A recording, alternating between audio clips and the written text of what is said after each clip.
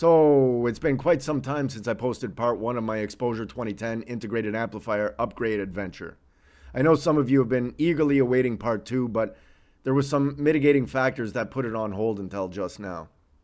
After getting the amp back in early January, I got a little busy, so I let it sit for a couple of weeks before I even hooked it up. Even once I did hook it up, I didn't actually sit down and have a listen to it for quite a while, although I did have it playing in the background fairly regularly to give it a bit of break-in time. Furthermore, I wanted to spend a little time with it before offering any thoughts. I don't like making snap judgments on gear based on a couple of listens. I like to get to know it a little bit over time. When I did sit down briefly about a week after connecting it, I was a little on the fence with what I was hearing, but I didn't have time to really sit and analyze. Now, having faith in the person who did the work, I reached out and asked what may be going on. And it was suggested to me that I remain patient and allow it some more run-in time to come into its own. So that's what I did.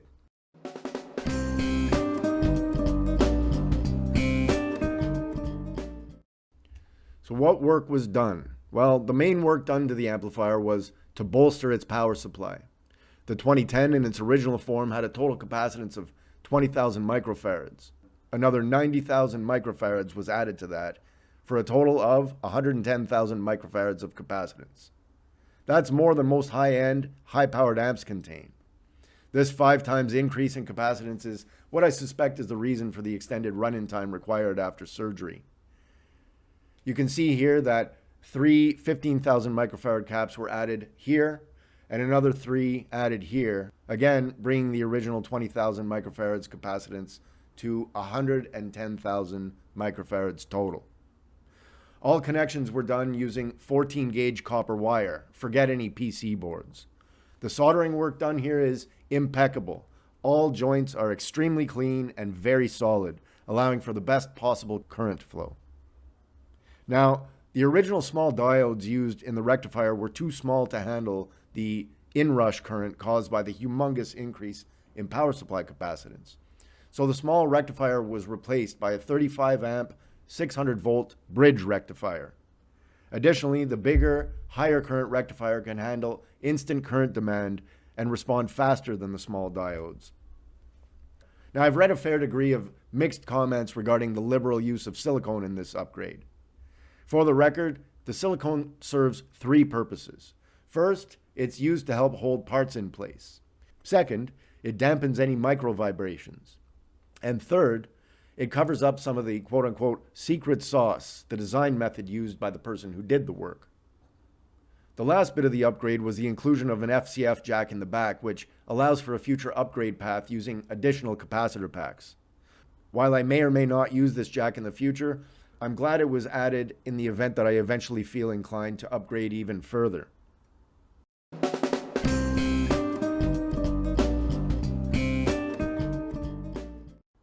As mentioned earlier, it took me a while to get moving on this part 2 video for a few reasons, one of which was to allow the upgrades to break in and settle down.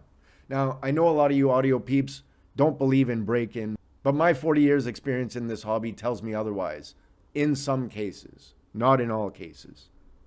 There have been countless arguments online about this, and I'm not here to debate it ad nauseum, so I'm just going to say that it was absolutely required in this case, whether you believe it or not. The most noticeable example of break-in for me was with a pair of NHT 1.3 speakers I purchased eons ago, back when they were current. I bought a pair, but was awaiting a new in-box pair to arrive at the store. In the interim, the shop allowed me to take home their demo models until mine arrived. I got the call about the speaker's arrival while I was at work one day, and so I went directly to the shop to pick them up. I still had the demo models at home, which I promised to return the following day. I know back then, shops were very liberal about lending out equipment, so it was really no big deal. When I got home, I hooked up the new speakers right next to the demo models. And when I fired them up, boy was I ever disappointed. They sounded very different from the exact same model right next to them. They sounded flat, and they had no bass, and they had no dynamics. I just couldn't believe the difference. I was so upset that I called the store to flag them, thinking I had received a defective pair. At which point they kind of chuckled and told me to keep playing them until they loosen up. I was very skeptical, but I followed their suggestion, and yes, after putting several more hours on them, they did loosen up and come into their own. I haven't had this experience with all new speakers I bought, but it was very obvious with this particular pair. With gear itself, I was even more skeptical about break-in. I had read that some of the really heavy hitters in the industry, such as Accuphase and Luxman, that they require break-in for their pieces, particularly their larger pieces. But I hadn't really experienced this myself. That was until I got my Nakamichi RE1 receiver fixed after a friend borrowed it, overheated it, and blew it. He had totally blocked the upper vents on it while in use.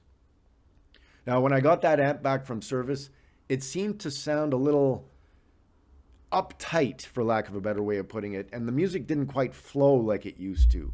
The changes were very difficult to really qualify, but without a doubt, I knew something was different.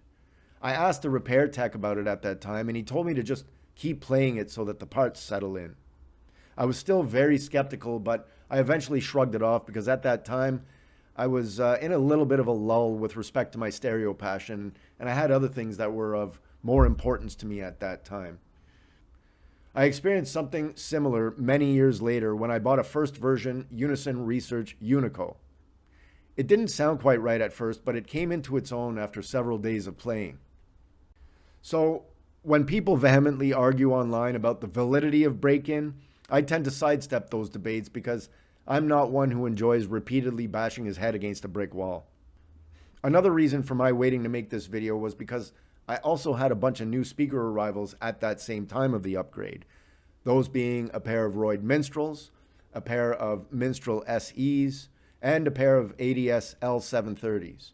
And I wasn't familiar with the SEs or the 730s at all. It would have been impossible for me to gauge the sonic improvements of my amplifier compared to its original state when using speakers that are completely new to me. Now, most people who are into audio agree that audio memory is fleeting.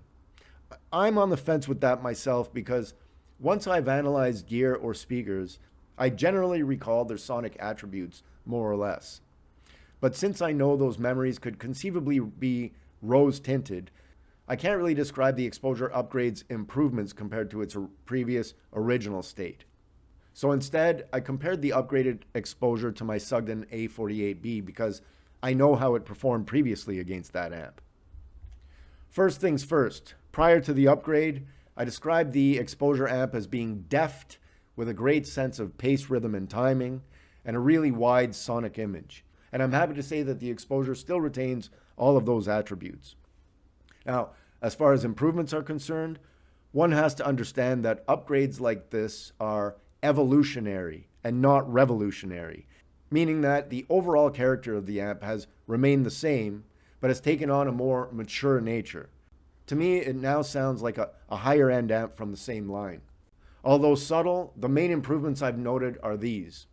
The sonic image is more dense than previously, and it seems to carry more weight and has more three-dimensional palpability, whereupon you get a sense that you can reach out and touch the performers, which previously was one of its weaknesses by comparison to the Sugden.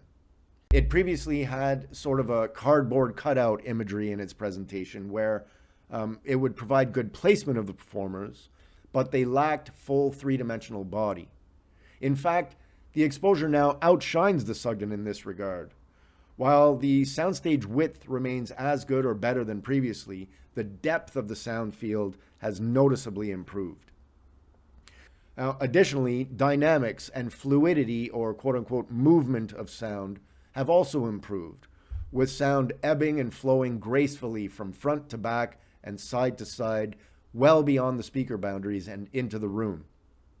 The fluidity of the sound seems more emphasized and more graceful and more pronounced than previously. What I'm talking about here is when sound pans from speaker to speaker, giving a sense of motion to the music being presented. One example of this right off the top of my head is in the Madonna song Lucky Star from the album Immaculate.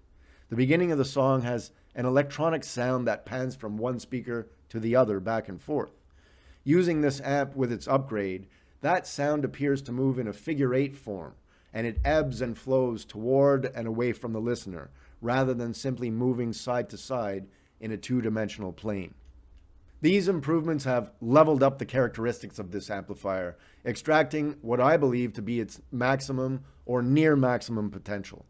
Are the changes day and night? Well, I would say no, they're not. But I have a feeling that after spending more and more time with this amp, if I were to revert it back to its original state, I would feel like something's missing. Would I recommend this upgrade? Well, yes, I absolutely would. There's no question in my mind that an upgrade like this will bring your amp to the next level. But I do have a few caveats.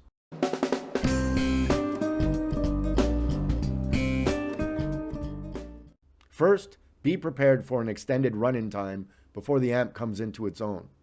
It can sound a little off or moody in the first few hours, so you definitely have to bear that in mind and be prepared to wait it out. Second, don't expect a day and night transformation. Every amp has some sort of compromise, limitations, slight shortcomings, or idiosyncrasies, and you can't turn a pig's ear into a silk purse. The upgrade will improve the amp within its own design limitations. Third, if you have an amp that you like that's rare, you may wish to consider just buying something different or something a little more high-end and keeping the original intact, rather than making changes to a piece that you can't readily replace. Or if my third point is a concern of yours, but you'd like to try the improvement anyway, you can simply have an FCF jack installed and use one of the designer's external capacitor packs. That way, you'd be able to compare how your amp sounds in its original form versus how it sounds with the capacitor pack in place. And believe me, once you lock on to the improvements, you'll want to keep the cap pack in the loop at all times.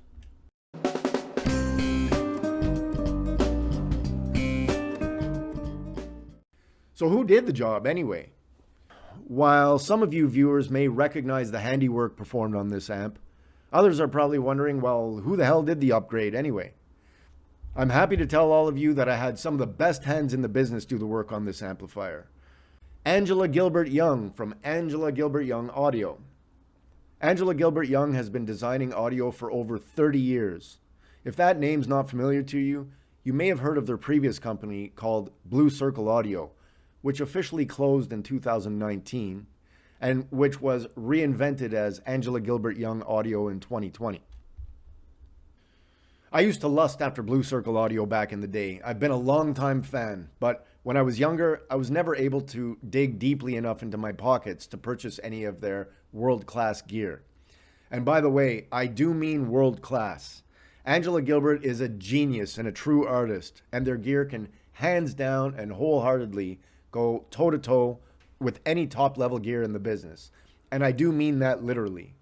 And I'm grateful to have had them perform this surgery on my trusty exposure. And by the way, I'm not getting paid for this review. This was done entirely on my own accord. Now, if any of you viewers are interested in having Angela Gilbert upgrade any of your gear, amps or otherwise, or in purchasing any new world-class audio toys, I'll leave a link to the Angela Gilbert Young Audio website in the description below. And I'll say it again, just to really nail down the point. I'm in no way, shape, or form earning anything for promoting this upgrade. This is done entirely on my own volition. All right, well, I guess that's it for this one, guys. We'll leave it at that for now. We'll see you back here again next time for my next video. Until then, take care, and bye for now.